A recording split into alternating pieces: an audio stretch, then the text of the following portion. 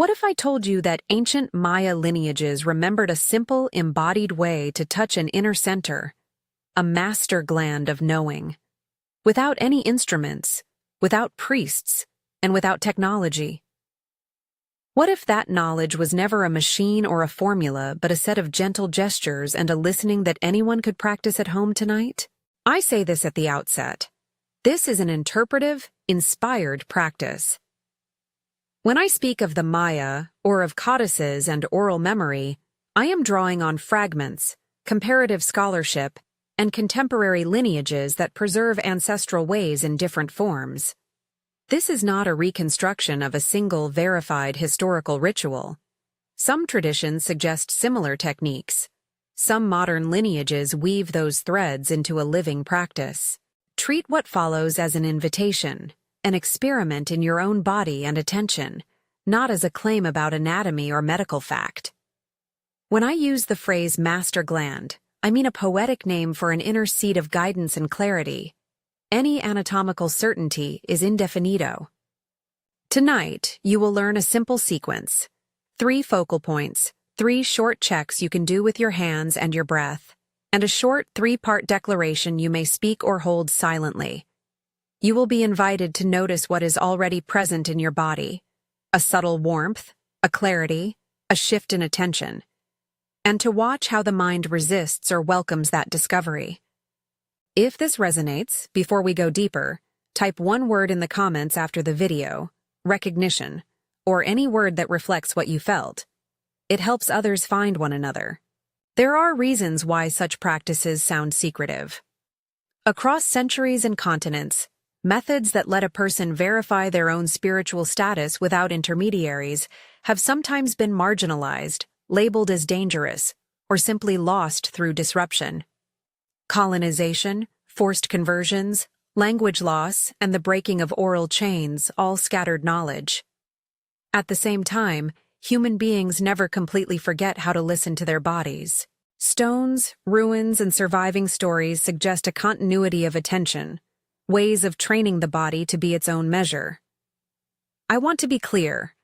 When I frame suppression or concealment here, I am speaking in broad terms about historical patterns and interpretive possibilities. I am not accusing a particular group of a single act. I am inviting curiosity about how embodied practices can survive in parallel streams, in household rites, in quiet gestures, in gestures passed family to family. What matters for you is not proving what happened 500 years ago. It is finding whether your body remembers how to respond. We will move now into the practice. Keep the pace gentle. This is optional. If at any point you feel dizzy, uncomfortable, or distressed, stop and breathe normally. If you have a medical condition, are pregnant, or are under psychological care, consult a professional before engaging in somatic practices. All touch here should be light, consensual, and within your comfort. Prepare. Sit comfortably with your spine supported, or stand if you prefer. Let your shoulders loosen. Place both feet on the ground. We will use 3 focal points, and I will name each with a simple word to help you keep the pattern in your mind. Think of them as root, site, and center, terms I use for clarity. They correspond in practice to 3 places you will sense with your hands: the base of the skull, the outer edge of the hand, and the upper chest. Each point will be approached with a few gentle breaths and a soft touch. We begin with root, the place of origin. Take 2 slow breaths in the nose and out the mouth. Let the exhale be longer than the inhale. 1 more breath, longer still. Now rest your fingertips gently at the base of your skull, where the head meets the neck. If you prefer, you can cradle the back of your head with both hands. Keep your touch light, as if you are supporting a fragile object. Consent to yourself. Only press as much as feels comfortable. Breathe slowly. As you settle into the contact, notice what is present. You may feel a trace of warmth where your fingertips land, a small ringing or movement behind the eyes, a soft opening in the back of the throat. Sometimes there is a deep sense of anchoring, a tiny shift as if memory leans back into place. These impressions are subtle. They do not have to be dramatic to be real to you. If words help, imagine the root as a seed in the ground of your skull, the origin of an inner thread that leads upward. Notice any emotion that arises: ease, curiosity, skepticism, or impatience. Name it to yourself. Curiosity, skepticism, and then return to the breath. You do not need to push anything. Stay with the contact for 3 full breaths, breathing into the place where your fingers rest. When you are ready, release the touch slowly. Let your hands rest in your lap. Give yourself a moment to notice if anything has changed in the space behind your eyes or at the foundation of your head. Even a small increase in calm or focus is a sign that the body responded. Shift now to sight, an external line that resonates like perception. Bring your attention to the outer edge of your dominant hand, the side of the palm, and the outer line that runs from the base of the little finger to the wrist. With the thumb of your opposite hand, trace that edge very gently from the base of the little finger down toward the wrist, as if reading a soft script on your skin. Keep the pressure feather light. Consent is key. Only do what is comfortable. Breathe 3 slow breaths as you trace. Pay attention to sensations: a faint electric tingle, a subtle cooling or warming, a feeling of clarity along the edge of the hand. For many people, the hands are like antennas.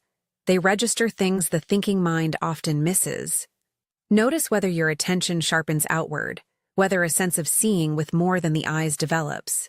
This point is not about literal sight, but about a felt perception, an inner seeing that can shift how you recognize information. If a thought interrupts, "This is nonsense," or "I should be doing something else," observe it without argument. Say quietly to yourself, "That's a thought," and return your focus to the gentle tracing in your breath. Keep the motions slow and the breaths long. After 3 breaths, pause. Place both hands, palms up, in your lap, and notice if there is a slight change in how alert or soft your attention feels. Finally, we come to center, the voice and the command. Place the heel of one hand gently over the upper part of your breastbone, at the place where your collarbones meet above the sternum. Do not press into the chest. Rest the touch softly.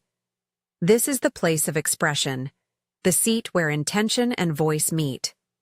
Breathe into that touch for 3 slow breaths. While your hand rests there, bring forward a quiet statement of intention in your mind.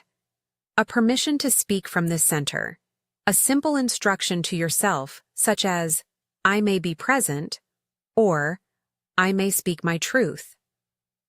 Notice if the breath slows into a steadier rhythm. Some people feel a subtle openness in the throat, a release along the rib cage, or a faint pressure that corresponds with a readiness to speak or decide. These are individual and variable experiences. After 3 breaths, lift your hand. Let your shoulders soften.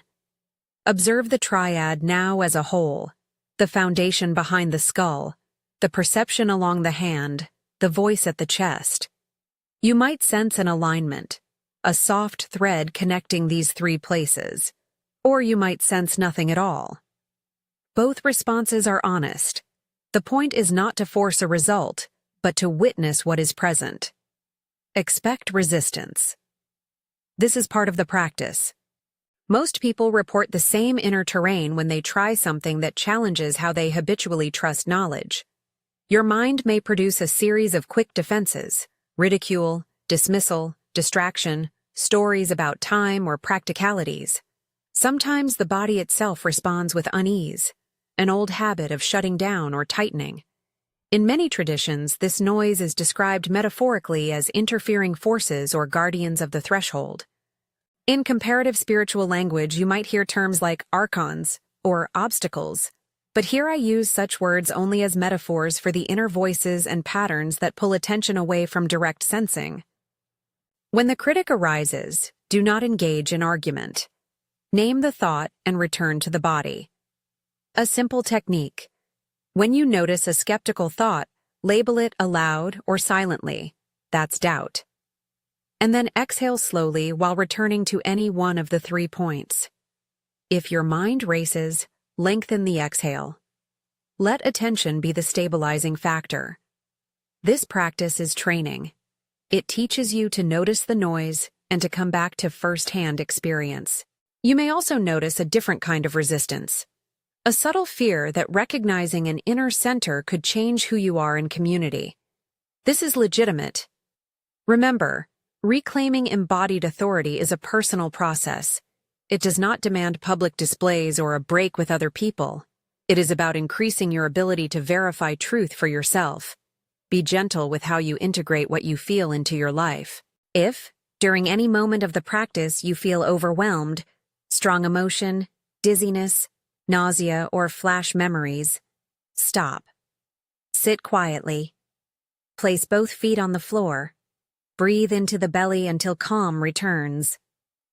If extraordinary things arise more than once, seek support from a trained practitioner or mental health professional. Now we will offer a short activation, a ceremonial symbolic declaration that you may speak aloud, whisper, or hold silently. This phrase is not a magical incantation. Think of it as a seal, a spoken anchor that helps the attention settle into the alignment you just practiced. Use whichever mode feels safest for you: voice, whisper, or inner repetition. You may repeat it 3 times, once for each focal point, or say it once and let it resonate. Option A. Spoken aloud. Place your hands in the position you prefer. One at the base of the skull, the other over the sternum, or both palms open in your lap. Breathe deeply. Then say, with intention and calm cadence, I return to my root. I open my sight. I speak from my center.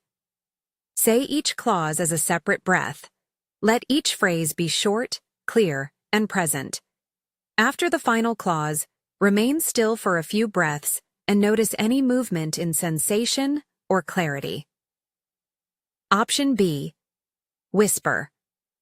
Deliver the same 3 clauses in a soft whisper, allowing the breath to carry the words inward. This can be grounding if speaking aloud feels vulnerable. Option C. Silent. Repeat internally with the same rhythm. I return to my root. I open my sight. I speak from my center. Feel the weight of each clause. Let the inner repetition be a gentle door you keep ajar. If words help you anchor more deeply, you can also place a single hand at the base of the skull with the other at the sternum and speak 1 clause with each inhalation or exhalation. Root on the inhale, sight on the exhale, center on the next inhale. Whatever rhythm suits you. After the declaration, sit with your eyes open or closed for a few moments. Notice whether your attention feels more coherent. Maybe you feel nothing. Maybe you feel a small, unmistakable shift toward steadiness. Both responses are valid. Keep in mind that sensitivity often increases with practice. What is faint the first time can become more available with patient repetition. A few practical notes about safety and cultural respect. First, every touch must be consensual to yourself. Do not apply pressure you do not want. Do not attempt any breathing practice that causes faintness. If you experience persistent or troubling sensations, stop and seek guidance. Second, when I frame this work as Mayan-inspired, I do so with humility. Many communities hold distinct and living traditions. I do not claim direct lineage or detailed historical accuracy here. If you are connected to Maya heritage or another indigenous lineage, honor your own protocols and seek teachings from recognized holders within those communities. This practice is an interpretation meant to respect and be inspired by ancestral ways, not to replace them. You may feel a push to test the results, a desire for proof. Resist the urge to manufacture evidence. The original claim behind many ancestral methods is simple. The body itself can testify when attention is aligned. The work here is to cultivate reliable attention and tenderness toward what you feel. Over time, this yields 2 things: a growing confidence in your own perception and a community of others who have learned to respect direct knowing. Community recognition matters because it turns a private gesture into a shared possibility. If you felt anything at all, even a whisper of warmth or a momentary quieting of thought, consider leaving a single word in the comments. Recognition, rooted, opened, or any honest word that reflects your experience. Don't write a long report unless you want to. One word helps people find one another without pressure. I read letters and comments with care, and seeing a chorus of small confirmations helps build a gentle map of how this practice travels. Before we close, a few reminders. This is not medical advice. The master gland is a metaphor for inner guidance. Do not interpret these gestures as a substitute for medical care. Practice regularly if you like, but lightly. A few minutes each day can be more powerful than a single long session. Keep a notebook if you want to track changes. Small daily readings of how calm, clarity, or decisiveness shift over weeks are informative. If you wish to deepen the sequence, the next step is to learn a longer movement that coordinates breath and gesture into a flowing activation. In the next video, I will offer that sequence along with a careful look at the historical threads that inspired this adaptation, always flagged clearly as interpretive. If you would like that, subscribe and click the bell so you don't miss the follow-up. One last thing about the broader picture. Practices like this reclaim a simple truth. You do not always need an external authority to know what is true for you. Embodied knowledge is not a rejection of community or tradition. It is their best support. When individuals learn to verify their own experiences, communities can become places where testimony and direct knowing are respected rather than mediated. That kind of reclamation requires humility and care. Treat the work with reverence for its sources and with compassion for yourself. Thank you for showing up to try this tonight. If this message connected with you even a little, leave that one word in the comments and consider subscribing to explore where this inquiry can go next. Be gentle with yourself. Be respectful to the lineages that inspire these practices. If anything felt intense or unsettling, stop and seek guidance. Otherwise, carry this small alignment into your day. A rooted beginning, an open sight, a center that speaks with clarity. May your attention become a steady instrument. May your body remain your first witness. May what is true for you be clear, and may you move through the world with the gentle authority you were always meant to hold.